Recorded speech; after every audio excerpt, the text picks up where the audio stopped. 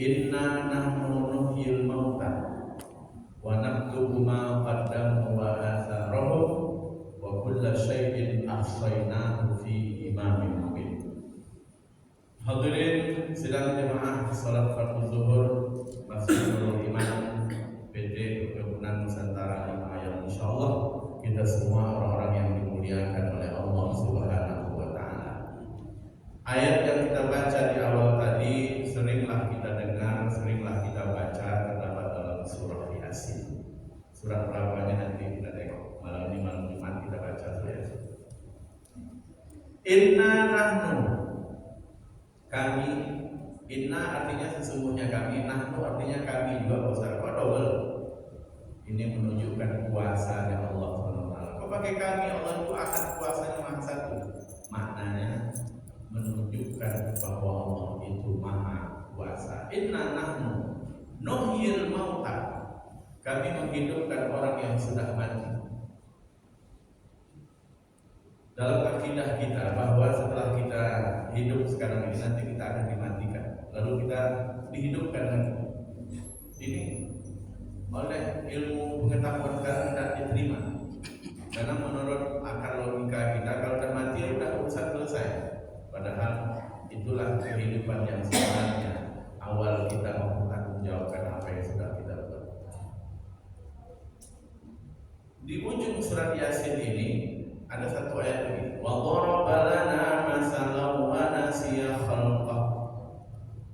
Orang kafir itu diambilnya tulang belulang yang ada di padang pasir itu, tulang onta, tulang hewan apalah itu, dibantingnya ke batu, berderai. Wa daraba lana masalan wa nasiya khalqah. Qala man yuhyil 'idhama wa hiya ramim. Hai Muhammad, siapa yang menghidupkan kembali tulang belulang yang sudah hancur? Lalu apa kata Allah lanjutan ayat? Qul, katakan ya Muhammad, yuhyihal ladzi ansha'aha awwal marrah. Allah akan hidupkan seperti awal kembali, seperti mula kembali. Mengadakan yang sebelumnya tak ada saja oleh Allah bisa, apalagi mengadakan kembali yang pernah ada. Itu dalam ilmu tauhid. Kita dulunya tak ada, sekarang ada. Oleh Allah saja bisa mengadakan kita yang dulunya tak ada, apalagi mengadakan kembali yang sudah pernah tidak ada. Sesuatu yang tak pernah ada itu Allah adakan saja bisa, apalagi yang sudah ada Allah adakan kembali. Maka kalau kita gali kuburan itu, ada satu di tulang belakang gede ini tidak hancur, dia tidak dimakan cacing tanah. Jadi nanti kepada tulang-tulang itu kata Allah, kun fayakun, hidup mereka kembali seperti awal. Maka itu keyakinan kita. Tapi kalau keyakinan orang sebelah, kalau udah mati ya mati, selesai, tak ada urusan.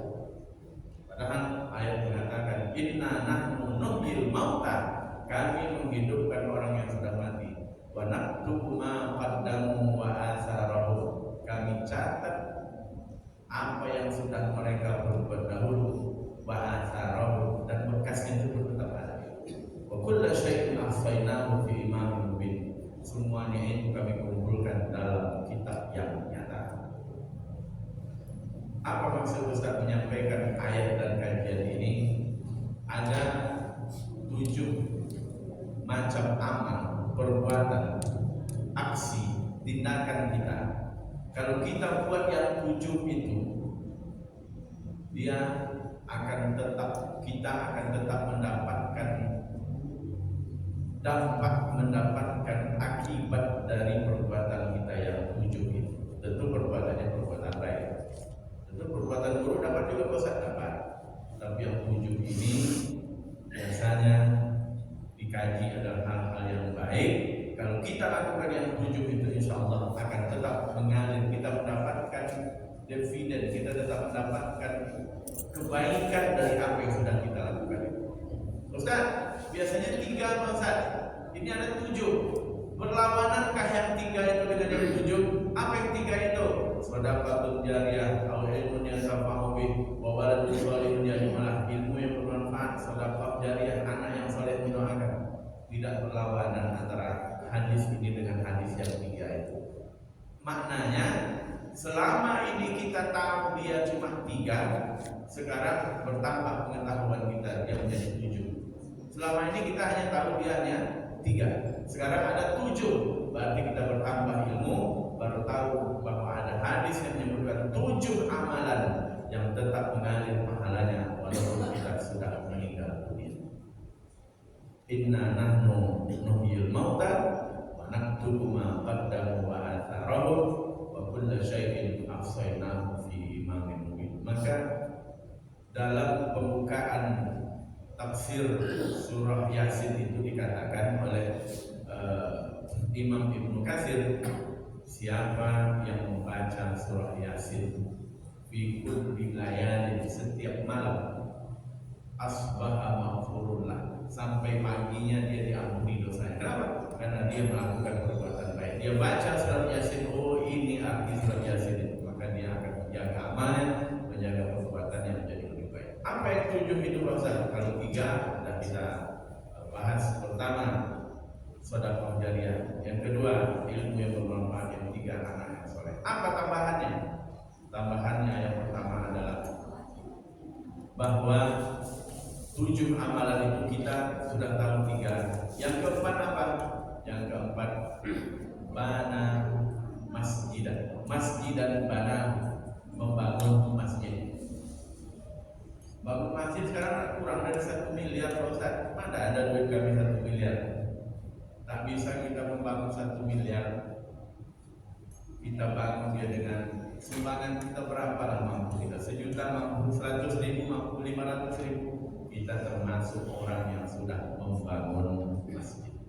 Maka untuk itu orang yang tetap mengalir pahalanya walaupun dia sudah meninggal dunia, habis dimakan cacing tanah, dengan dia beramal membangun masjid.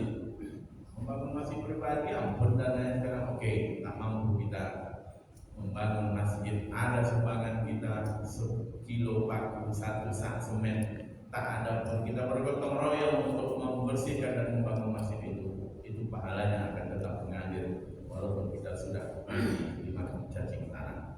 Bapak Ibu hadirin Allah muliakan, orang yang membangun masjid. Yang kedua, orang yang mengalirkan sungai. Ada di perumahan itu ditutupnya parit sehingga banjirlah rumah. Lalu dengan kelembutan hatinya dia buka batas itu, dia buka penghalang untuk biar orang lain tak banjir. Maka bermanfaat ketika dia membobok, dia menghilangkan pembatas itu sehingga pahalanya tetap enggak. Karena ada orang berekstensi, tak boleh air tetangga itu lewat di samping rumah, jadi tutup, tak boleh lewat air, apalagi air berlimpahan, air kotoran. Ini kalau kita berikan air jalan sehingga tak banjir rumah orang gara-gara kita, maka mengalirlah pahala kebaikan kita kepada orang. Yang ke 3, 4, 5, 6. Apalagi yang ke-6, bersedekah sumur. Ada kawan di satu tempat di Kampar, nama organisasinya Komunitas Kampar Berbagi. Apa aktivitas dia? Dicarinya rumah-rumah orang yang tak pernah ada sumur bor. Dia carikan tukang, dia gadikan bor itu, dia buatkan sumur bor itu pada tukang, dia berikan mesin, dia berikan pipanya, dia alirkan. 24 tahun, 25 tahun, 30 tahun orang pun tak pernah menikmati air bor. Dari air dari mana selamanya? Dari sungai. Lalu dia mudah berwudu, dia mudah mandi, dia mudah mencuci pakaian dengan dibuatkan sumur. Uangnya dari mana masa? Dia buat sumbangan, dia buat donasi sehingga orang yang lama tak punya sumur di rumah itu punya sumur bor gara-gara. Orang yang bersedekah air sumur bor. Pondok pesantren, orang di pondok itu 1000, WC cuma 4. Antrilah anak-anak itu untuk sampahnya lah yang basah celana mereka karena menahan.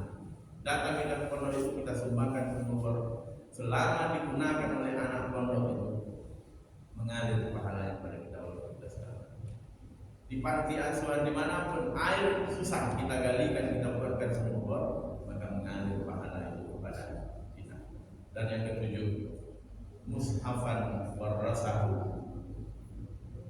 mushaf Al-Quran yang dia wariskan, dia wakafkan.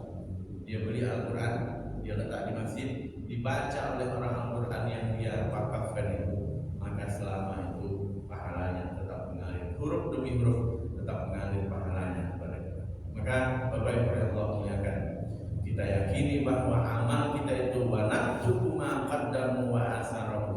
Allah catat dan bekasnya itu selama pakaian itu disedekahkan, selama sumur itu dipakai, selama rumah itu yang sudah diperbaiki itu digunakan oleh pemiliknya, maka selama itu juga pahalanya mengalir kepada kita walaupun kita sudah meninggal dunia.